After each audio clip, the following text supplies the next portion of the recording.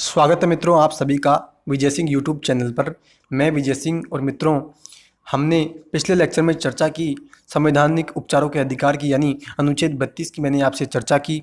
फिर मैंने जो है सुप्रीम कोर्ट और हाई कोर्ट के द्वारा जो रिटें जारी की जाती है उनके भी संबंध में मैंने आपसे चर्चा की। फिर मैंने आपको 33 अनुच्छेद, 34 अनुच्छेद और 35 की चर्चा की, और कुछ अनुच्छेदों की भी मैंने आपसे चर्चा की थी कि जो है कुछ अनुच्छेद ऐसे हैं, यानी कि कुछ अनुच्छेद के अंतर्गत मूल अधिकार ऐसे हैं जिनको लागू करने के लिए केवल संसद ही कानून बना सकती है। तो मित्रों, आज हम चर्चा करेंगे नेक्स्ट पार्ट, यानी कि मूल अधिकारों की आलोचना किस किस प्रकार से की गई है। तो मित्रों, अभी तक आपने चैनल सब्सक्राइब नहीं किया तो आप चैनल को सब्सक्राइब कर लें और पास ही के नोटिफिकेशन बेल के ऑल के बटन पर आप क्लिक कर लें ताकि मेरी सभी वीडियो के नोटिफिकेशन आपको आसानी से मिल सके। तो मित्रों, अब हम मूल अधिकारों की आलोचना शुरू करते हैं। तो कह रहे हैं, संविधान के भाग 3 में वर्णित मूल अधिकारों की व्यापक एवं मिश्रित आलोचनाएं भी हुई है। यानी कि मित्रों, ये कह रहा है कि संविधान में जो मूल अधिकार हमें मिले हैं उनकी जो है बहुत बड़े स्तर पर आलोचनाएं हुई है और मिश्रित आलोचनाएं भी हुई है। तो मित्रों, कह रहा है, पहली आलोचना की अपन बात करें तो कह रहा है कि व्यापक सीमाएं। तो कह रहा है ये असंख्य अपवादों, प्रतिबंधों, गुणों एवं व्याख्याओं के विषय हैं। यानी मित्रों, ये कह रहा है कि हमें मूल अधिकार तो मिले हैं लेकिन उसमें कुछ अपवाद, कुछ कुछ परिस्थितियां ऐसी है, यानी कुछ लोगों को इसमें जो है एक्सेप्शंस प्रदान किए गए हैं। कुछ हमने जो है संविधान सभा के द्वारा मूल अधिकारों पर प्रतिबंध भी लगाए गए, यानी कि संविधान ने कुछ मूल अधिकारों पर प्रतिबंध लगाए। तो इसी की बात इसमें की जा रही है कि हमें अधिकार तो दिए गए लेकिन उस पर जो है युक्तायुक्त प्रतिबंध भी जो है संविधान ने लगा दिया। उसी की बात करा कि इस तरह आलोचकों ने इस बात का उल्लेख किया कि एक तरफ तो संविधान मूल अधिकार हमें प्रदान करता है और दूसरी तरफ उन्हें छीन लेता है। यानी कि मित्रों, मैंने आपसे चर्चा की कि हमें मूल अधिकारों ने, यानी हमें संविधान ने मूल अधिकार तो दिए हैं लेकिन मूल अधिकार देने के साथ साथ उस पर जो है कुछ प्रतिबंध भी संविधान ने लगा दिए। इस प्रकार से जो है आलोचक कह रहे हैं कि यह मूल अधिकार हमसे छीन रहे हैं। आगे दूसरी आलोचना, आलोचक कहते हैं कोई सामाजिक एवं आर्थिक अधिकार नहीं। यानी मित्रों, ये कह रहा है कि मूल अधिकारों ने हमें कोई सामाजिक और आर्थिक अधिकार नहीं दिया है। और आगे बात कही जाती है कि यह सूची व्यापक नहीं है, यानी मूल अधिकारों की जो सूची है वो व्यापक नहीं है। इसमें महत्वपूर्ण सामाजिक और आर्थिक अधिकारों की व्यवस्था नहीं है, जैसे सामाजिक सुरक्षा का अधिकार, काम का अधिकार, रोजगार का अधिकार और विश्राम एवं सुविधा का अधिकार। यानी मित्रों, ये कह रहा है कि हमें मूल अधिकारों को, यानी हमें मूल अधिकारों ने जो है किसी भी प्रकार की सामाजिक सुरक्षा प्रदान नहीं की है। यानी हमें जो है काम का जो है मूल अधिकार नहीं मिला है या रोजगार का अधिकार भी हमें नहीं मिला है। तो आगे बात की जाती है तीसरी आलोचना में स्पष्टता का अभाव, यानी कि इनकी व्याख्या अस्पष्ट, अनिश्चित और धुंधली है। कई अभिव्यक्तियां जैसे लोक व्यवस्था, अल्पसंख्यक, उचित प्रतिबंध, सार्वजनिक हित आदि सही व्याख्यायित नहीं है। यानी मित्रों, आलोचक ये कह रहे हैं कि जो मूल अधिकार हैं उनकी भाषा इतनी जटिल है कि सामान्य व्यक्ति को तो ये मूल अधिकार समझ में ही नहीं आते। और आगे कह रहे हैं कि कुछ शब्द मूल अधिकारों में ऐसे हैं जो उनकी व्याख्या संविधान के द्वारा नहीं की गई है। तो कह रहा है कि अल्पसंख्यक या सार्वजनिक हित या लोक व्यवस्था, इन शब्दों की संविधान के द्वारा परिभाषा नहीं दी गई है। और मित्रों, नेक्स्ट आलोचना कही जा रही है स्थायित्व का अभाव। यानी कह रहा है कि ये अलंघनीय और अपरिवर्तनीय नहीं। यानी मित्रों, ये कह रहा है कि ये जो मूल अधिकार हमें मिले हैं इनको जो है लांघा नहीं जा सकता, यानी इनका उल्लंघन नहीं किया जा सकता। और आगे बात की जाती है कि संसद इनमें कटौती कर सकती है या समाप्त भी कर सकती है। यानी मित्रों, ये कह रहा है कि संसद अगर चाहे तो मूल अधिकारों में कटौती कर सकती है और उनको समाप्त भी कर सकती है। और आगे बात कह रहा है कि संपत्ति के मूल अधिकार को 1978 में समाप्त किया गया। यानी मित्रों, ये कह रहा है कि इसी प्रावधान का जो है संसद ने फ़ायदा उठाया और जो है आगे जाकर के 1978 में 44वां संविधान संशोधन अधिनियम जब संसद के द्वारा लाया गया तो उसके माध्यम से जो हमें संपत्ति का अधिकार मिला था मूल अधिकारों के रूप में, उसको संसद ने छीन लिया और उसको एक सामान्य कानूनी अधिकार बना करके जो है उस संपत्ति अधिकार को जो है मूल अधिकारों में से निकाल करके उसको समाप्त कर दिया गया।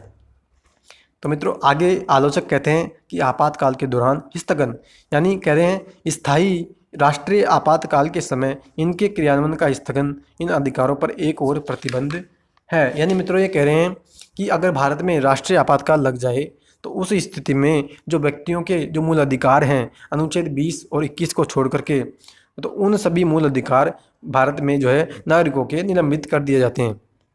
इसी की बात इसमें कह रहा है।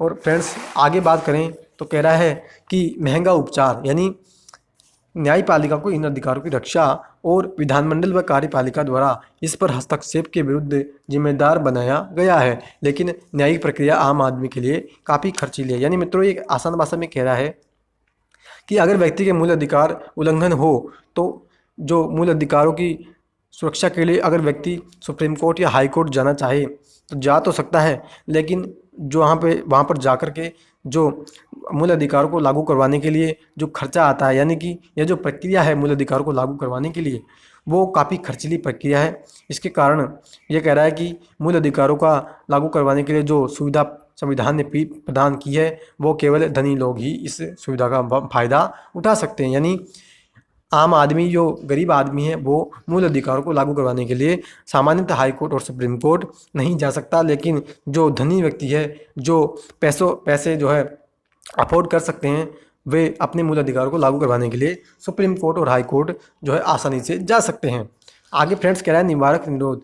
आलोचक कहते हैं निवारक निरोध का उपबंध मूल अधिकारों की मुख्य भावना से दूर करता है, यह राज्य को मनमानी शक्ति प्रदान करता है। यानी मित्रों मैंने अनुच्छेद 22 में आपसे स्पष्ट तौर पर चर्चा की थी निवारक निरोध की। यानी अगर भविष्य में आपको मान लीजिए कि अगर पुलिस को या किसी संस्था को आप अगर ऐसा लगे या राज्य की सरकार को या केंद्र की सरकार को ऐसा लगे कि भविष्य में कोई व्यक्ति मान लीजिए भविष्य में अगर कोई व्यक्ति ऐसा कोई कार्य करने वाला है कि उससे देश की संप्रभुता या एकता या देश में आंतरिक सुरक्षा की जो है स्थिति जो है गड़बड़ा जाए, तो उस स्थिति में जो है राज्य सरकार या केंद्र सरकार उस व्यक्ति को गिरफ्तार कर सकती है। अनुच्छेद 22 का हवाला देकर के और निवारक निरोध की उसमें बात की जाती है। और यह कह रहा है कि राज्य जो है यानी कि यह जो प्रावधान है निवारक निरोध का वो राज्य को मनमानी शक्ति प्रदान करता है। तो मित्रों ये था अपना जो है प्रमुख यानी कि मूल अधिकारों की जो आलोचकों ने आलोचनाएं की उसकी बात हमने की। और आगे बात कही जा रही है कुछ आलोचकों के अनुसार मूल अधिकारों पर पाठ किसी दार्शनिक सिद्धांत की उपज नहीं है। सर आइवै जेनिंग्स कहते हैं कि मूल अधिकारों को किसी प्रतिमान दर्शन के आधार पर घोषित नहीं किया गया है। आलोचक कहते हैं उच्चतम न्यायालय और उच्च न्यायालय के लिए मूल अधिकारों की व्याख्या में कठिनाई उत्पन्न करते हैं। यानी मित्रों ये कह रहा है कि उच्चतम न्यायालय और उच्च न्यायालय मूल अधिकारों की व्याख्या करने में जो है कठिनाई जो है सामना करते हैं। आगे मित्रों अब हम बात करेंगे मूल अधिकारों के महत्व की। यानी आखिर मूल अधिकारों का महत्व क्या है, क्यों हमें मूल अधिकार मिले हैं और हमें मूल अधिकारों का जो है क्यों हमें मूल अधिकारों की जानकारी होनी चाहिए, तो इसी की बात अब हम चर्चा करेंगे। तो कह रहा है आलोचनाओं के बावजूद भी मूल अधिकार महत्वपूर्ण है। यानी बेशक आलोचनाएं आलोचकों के द्वारा की गई, लेकिन वर्तमान में देखा जाए तो मूल अधिकार व्यक्तियों के लिए जो है महत्वपूर्ण साबित होते हैं। तो कह रहा है ये देश में लोकतांत्रिक व्यवस्था को स्थापित करते हैं। यानी मित्रों ये कह रहा है कि जो मूल अधिकार हैं वो देश के अंदर लोकतंत्र बनाए रखने में जो है सहायक होते हैं। आगे कह रहा है व्यक्ति की भौतिक और नैतिक सुरक्षा के लिए भी आवश्यक स्थिति उत्पन्न करते हैं। यानी अगर व्यक्ति की नैतिक सुरक्षा की बात करें या उसकी फिजिकल सुरक्षा की बात करें तो ये मूल अधिकार उसको ये सुरक्षाएं प्रदान करते हैं। और मित्रों आगे हम बात करें तो कह रहा है ये व्यक्तिगत स्वतंत्रता के रक्षक है। यानी किसी व्यक्ति की जो स्वतंत्रता है उसकी भी रक्षा करते हैं। आगे ये विधि के शासन की स्थापना करते हैं। यानी किसी देश में कानून का शासन होगा या नहीं होगा उस बात की भी जो है मूल अधिकार स्थापना करते हैं।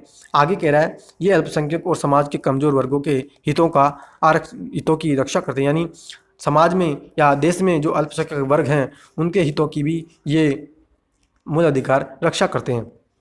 और मित्रों आगे बात की जाती है ये भारतीय राज्य की धर्मनिरपेक्ष छवि को बल प्रदान करते हैं। यानी भारत ने जो धर्मनिरपेक्षता का सिद्धांत अपनाया है 42वें संविधान संशोधन अधिनियम 1976 के माध्यम से जो भारत ने धर्मनिरपेक्ष शब्द संविधान की प्रस्तावना में जोड़ा, तो उसी की बात की जा रही है कि भारत ने जो धर्मनिरपेक्ष छवि को अपनाया उसको भी यह मूल अधिकार जो है बल प्रदान करते हैं। और मित्रों आगे बात की जाती है ये सरकार के शासन की पूर्णता पर नियंत्रण करते हैं। यानी सरकार का ही देश में शासन होगा और सरकार ही देश में शासन का नियंत्रण करेगी, तो उसको भी मूल अधिकार जो है लागू करते हैं या उसको जो है एक बल प्रदान करते हैं। आगे बात की जाती है, ये सामाजिक समानता एवं सामाजिक न्याय की आदर्शता रखते हैं, यानी समाज में जो समानता होगी और सभी को समाज में न्याय मिलेगा तो उसकी आदर्शता भी ये मूल अधिकार रखते हैं। और आगे बात की जाती है, ये व्यक्तिगत सम्मान को बनाए रखना सुनिश्चित करते हैं, यानी कि किसी व्यक्ति की जो गरिमा होगी और उसका जो सम्मान होगा उसको बनाए रखने का काम भी मूल अधिकार करते हैं। और मित्रों आगे बात की जाती है कि ये लोगों को राजनीतिक और प्रशासनिक प्रणाली में भाग लेने का अवसर प्रदान करते हैं, यानी मित्रों मूल अधिकार जो हैं वो राजनीतिक और प्रशासनिक प्रणाली है उसमें जो है अवसर लेने का भी लोगों को जो है अवसर प्रदान करते हैं। तो मित्रों ये था अपना मूल अधिकारों का टॉपिक जो कि आज अब कंप्लीट हुआ। तो मित्रों मैंने आपको मूल अधिकारों का कंप्लीट टॉपिक करवा दिया है और डिटेल से मैंने जो है एक एक प्रावधानों पर चर्चा भी की है। तो मित्रों आपको जो है मूल अधिकारों का टॉपिक कैसा लगा, कितना कुछ आपने सीखा, तो इसकी आप प्रतिक्रिया कमेंट बॉक्स में देना बिल्कुल न भूलें। तो मित्रों अब हम नेक्स्ट लेक्चर में क्या करेंगे कि नेक्स्ट लेक्चर में आज हमारा मूल अधिकार का टॉपिक तो कंप्लीट हो ही गया और अब हम नेक्स्ट लेक्चर में जो है कुछ क्वेश्चंस की प्रैक्टिस करेंगे जो कि बहुत हाई लेवल के जो है मैं क्वेश्चन आपके लिए लेकर आऊँगा। तो लगभग देखते हैं कितने क्वेश्चन बनते हैं, तो उसकी हम नेक्स्ट लेक्चर में चर्चा करेंगे और बहुत अच्छे क्वेश्चन लेकर आऊँगा। तो आप जो है वीडियो को देखना बिल्कुल न भूलें और ज़्यादा से ज़्यादा लोगों में इसको शेयर भी करें ताकि जो भी स्टूडेंट्स हैं पॉलिटी से जूझते हैं, यानी कि वो कहते हैं कि यार पॉलिटी तो हमें समझ में नहीं आती, तो उन सभी को आप जो है इस वीडियो को शेयर ज़रूर करें। तो मित्रों अब हम मिलेंगे नेक्स्ट लेक्चर में और नेक्स्ट लेक्चर में मैं आपके लिए क्वेश्चन लेके आऊँगा। तो तब तक के लिए have a nice day, thank you and Vande Mataram.